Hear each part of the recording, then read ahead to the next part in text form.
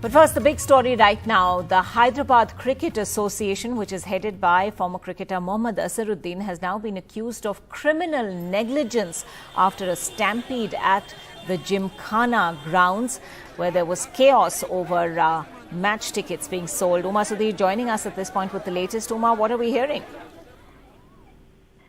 The tickets were to be sold offline at the Gymkhana grounds today for the India-Australia T20 match that's to happen on Sunday in Hyderabad. And nearly 8,000 people had in fact gathered there. And as soon as the gates in fact opened, that's when people came in and the police were very clearly outnumbered. And it started raining as well. And that seemed to have created panic. Even otherwise, you know, the kind of anxiety that people have for tickets. And that's when a stampede situation in fact ensued. And luckily, the people who were injured, about half a dozen of them who were injured, we have not heard of anything more serious than, kind of injuries which they can recover from quickly.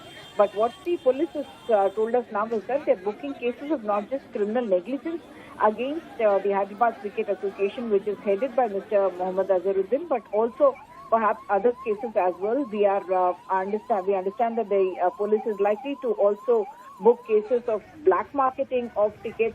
Those are all allegations that the police is now going to be probing. But what the Commissioner of Police and the additional CP have told us is that they believe that there was criminal negligence on the part of the HCA because they had not made sure that adequate counters would be there. It is very clear that there are going to be big numbers. They could have had multiple venues for the ticket distribution. And also the question of, in this digital age, why offline tickets should be there and why not online.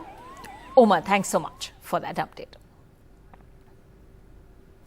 In its strongest denunciation yet of the Russia-Ukraine war, India has strongly called for an end to the armed conflict and said the situation is a matter of profound concern. External Affairs Minister S. Jaishankar was speaking at the UN Security Council. The trajectory of the Ukraine conflict is a matter of profound concern for the entire international community. The future outlook appears even more disturbing. The nuclear issue is a particular anxiety. In a globalized world, the impact of the conflict is being felt even in distant regions. Clearly, as Prime Minister Narendra Modi has emphasized, this cannot be an era of war. Politics should never, ever provide cover to evade accountability, nor indeed to facilitate impunity. Regrettably, we have seen this of late in this very chamber when it comes to sanctioning of some of the world's most dreaded terrorists. If egregious attacks committed in broad daylight are left unpunished, this Council must reflect on the signals we are sending on impunity. There must be consistency if we are to ensure credibility. The External Affairs Minister, in fact, even referred to what the Prime Minister said, saying that it has been emphasized that this cannot be an era of war. The External Affairs Minister also said that there is a need for immediate cessation of all hostilities because it is leading to spillover effects which are specifically hitting the developing world with regards to food and energy insecurity that it's creating. Meanwhile, he also spoke about violation of human rights and international laws, saying that even in a conflict situation, there can be no justification for violation of human rights or international laws, and where such acts occur, it is imperative that they be investigated in an objective and independent manner. Remember, the Indian side had made this sort of a comment after the killings in Bucha were discovered. And at that time, India, for the first time, had condemned in the United Nations what was happening in Ukraine. So yes, this is a strong statement coming in from India yet again on the Ukraine crisis. This was a briefing on Ukraine. And during this, the External Affairs Minister also, in fact, hit out at China without it by saying that there should be no politics to provide cover to evade accountability, nor indeed to facilitate impunity. Regrettably, he says that we've seen this happen in the chambers when it comes to sanctioning some of the world's most dreaded terrorists. Remember, just a week ago, China blocked the sanctioning or the listing of terrorist Sergeant Mir as well. And in the last 2 months, we've seen 3 such attempts by China. In the largest coordinated raids ever to be carried out in India, premises linked to the Popular Front of India have been raided across 15 states. Over 100 people have also been arrested. The raids were carried out by the National Investigation Agency, the ED, and by some state police forces as well. Well, two very separate sides to the story. The NIA talks about searches being conducted in 93 locations in 15 states. The Popular Front of India has called this harassment by the NIA and the ED. Now, searches, of course, have been conducted at houses, offices of top PFI leaders and members. And as we said, 100 arrests. The PFI has called these arrests unjust and completely baseless.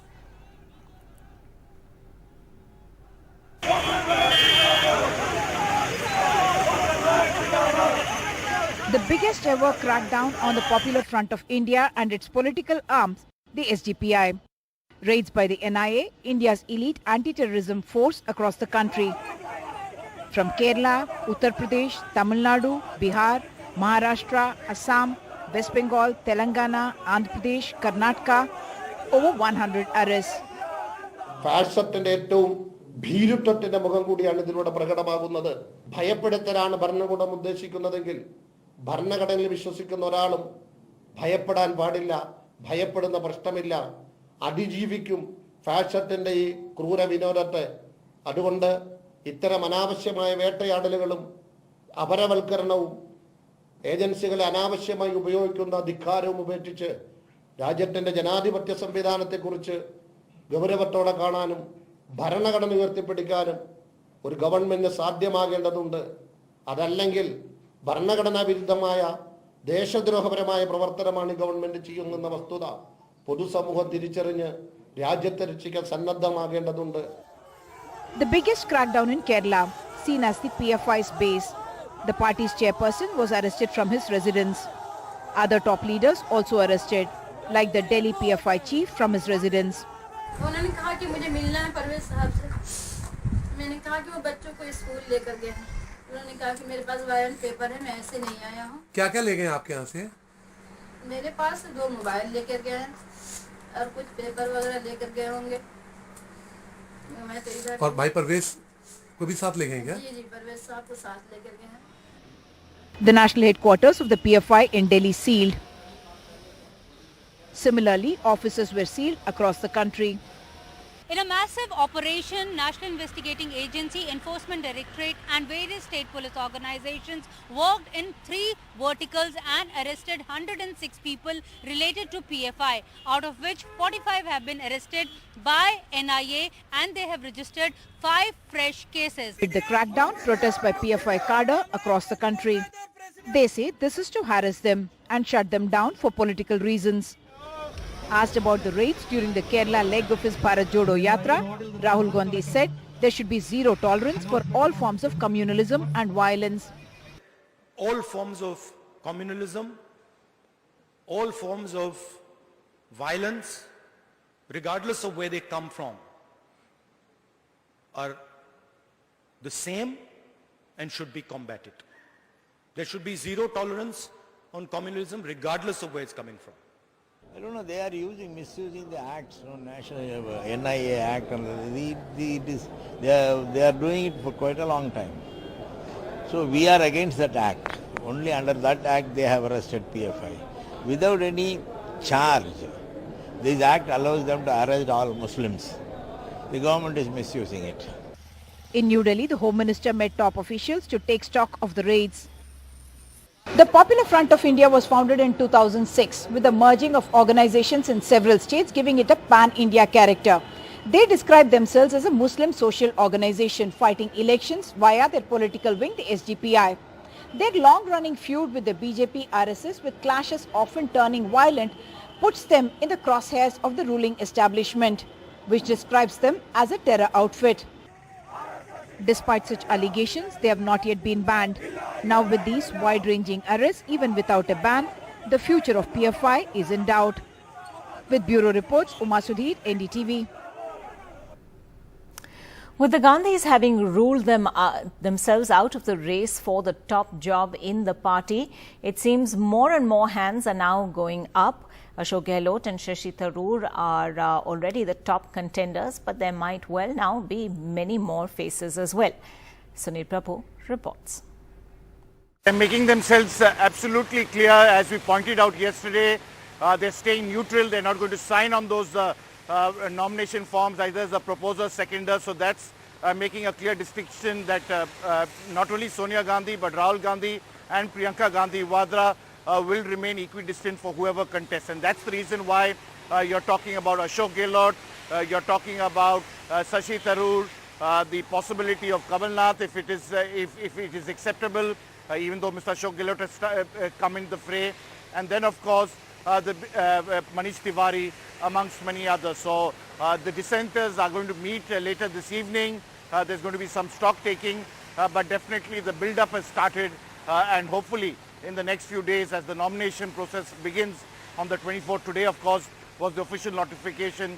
We will see a greater clarity on who all will be contesting apart from Mr. Ashok Gehlot, who definitely is the front runner in this present race. There is of course Mr. Sachin Pilot, who is the top contender, who lost out to Mr. Ashok Gehlot after there were MLAs. Much will depend on the MLAs' views that will be ascertained by the Congress High Command, and we'll have to wait and watch and see how things play out. Well, one fallout of this, of course, has been the state of Rajasthan and what is the future there. Well, Ashok Gehlot, it seems, is ready to give up the Chief Minister's post. Now, this comes after Rahul Gandhi made it very clear that he was expected to follow the one-man, one-post rule.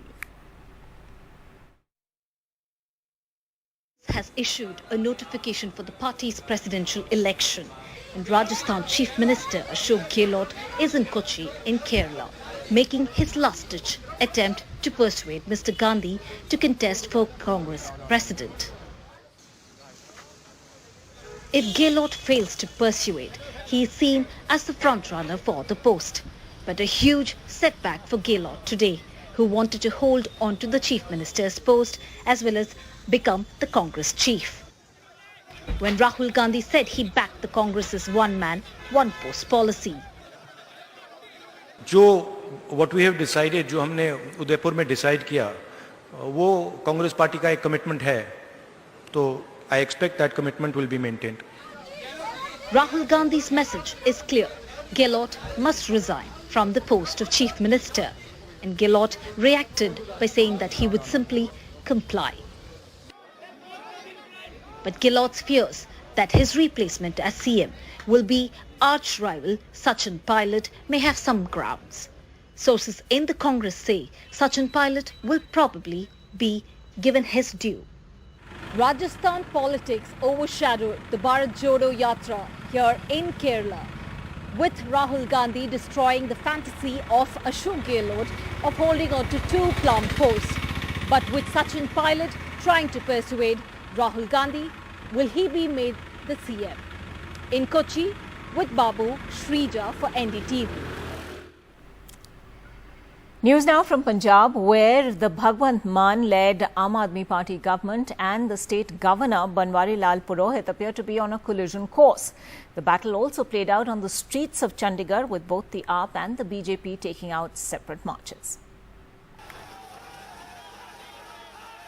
Street protests and marches by both the ruling Aam Aadmi Party and the opposition BJP, as the Aam Aadmi Party government in Punjab doubles down in its fight with the Punjab governor. Chief Minister Bhagwant Mann's government will move the Supreme Court, challenging Governor Banwari Lal Purohit's withdrawal of permission to convene a special session of the Assembly for a trust vote. Not leaving anything to chance, the Aam Aadmi Party government has also passed a second resolution on a special session which it says will now also discuss issues of stubble burning and the power sector.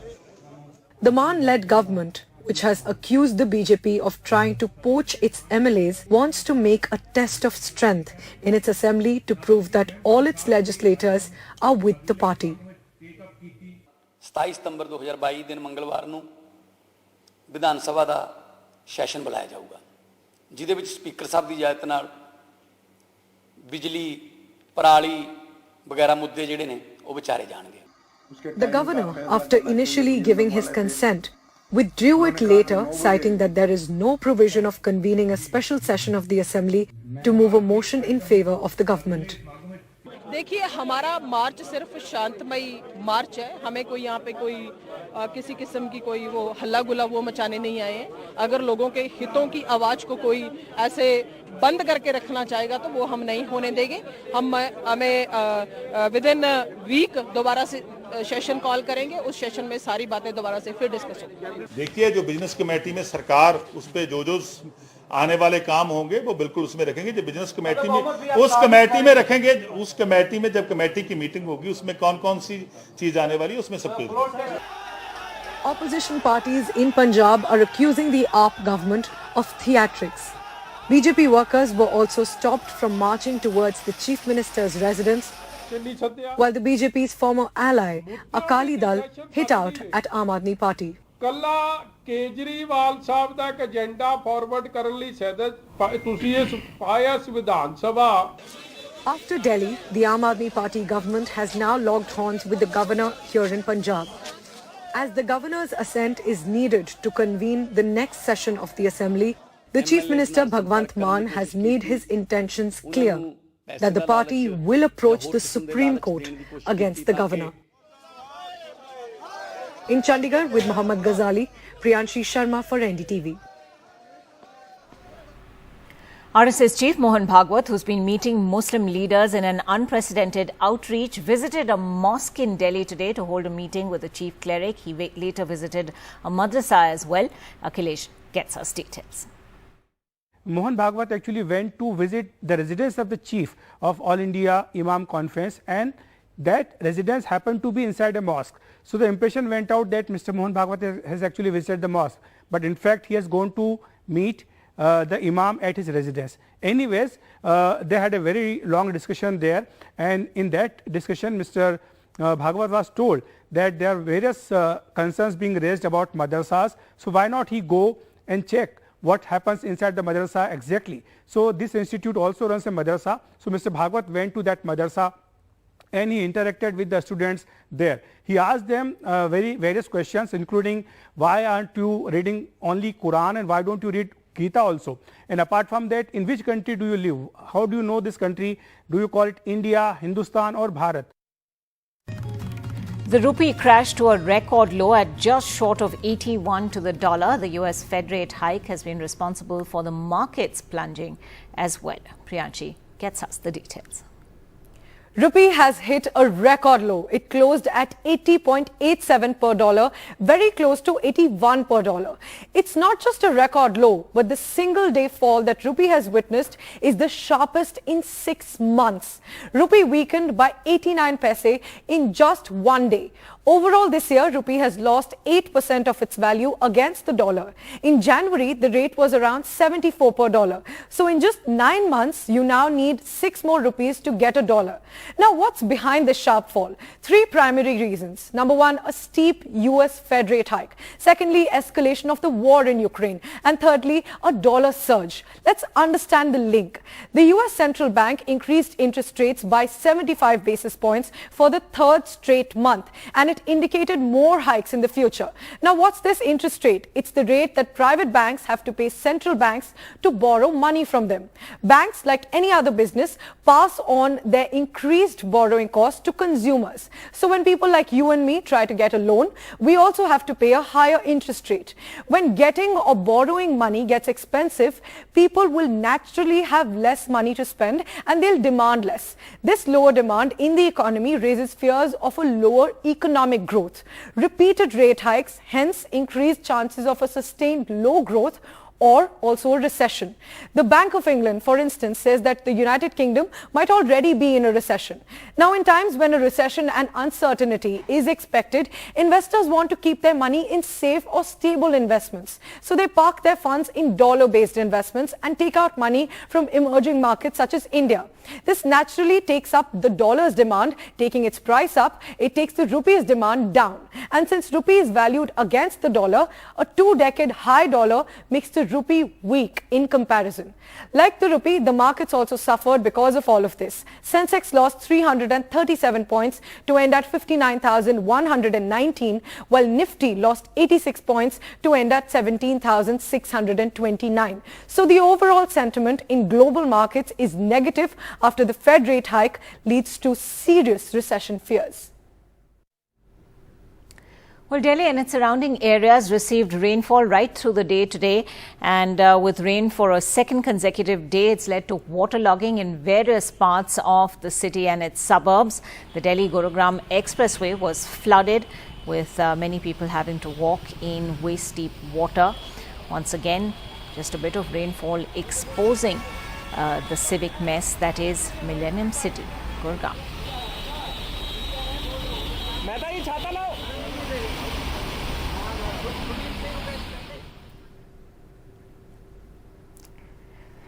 The news updates continue. Do keep watching.